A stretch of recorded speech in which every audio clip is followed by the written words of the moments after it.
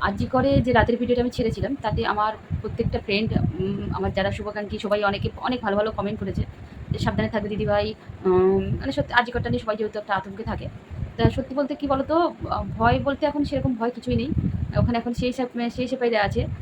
তা ওই জন্য ভয়টা লাগে না। যেদিন ওরা চলে যাবে হয়তো তখন হয়তো ভয় লাগবে। ওরা লেডিস হোস্টেলগুলো ওদের সঙ্গেই আমরা থাকি।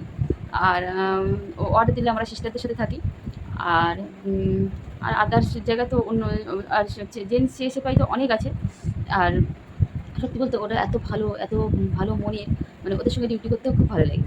তা যতদিন ওরা আছে মনে করি আরজি করটা ততদিন সেফ আছে। তারপরে জানি না যখন কেন্দ্র সরকার থেকে ওদেরকে তুলে দেবে তখন আ কী অবস্থা হবে সেটা আমার জানাও নেই। তখন হয়তো সাবধানে থাকতে হবে। তখন তো ১:৩০টার সময় আমি ভিডিওটা দিয়েছিলাম। কিন্তু সেদিনই আবার ৩:০০টার সময় আমাকে আমার রুমে গিয়ে রেস্ট করার জন্য আমাকে যেতে হয়েছিল। কিন্তু ভয় লাগেনি। সত্যি বলতে আমার ভয় লাগে না। চারিদিকে আলো জ্বলে তো আমার ভয় লাগে না। আগে আমি ভীষণ ভীতুও ছিলাম। এখন সে ভয়টা আমার লাগেও না। তা কেমন লাগলো আজকের ভিডিওটা অবশ্যই কমেন্ট করে জানিও। Tata, by.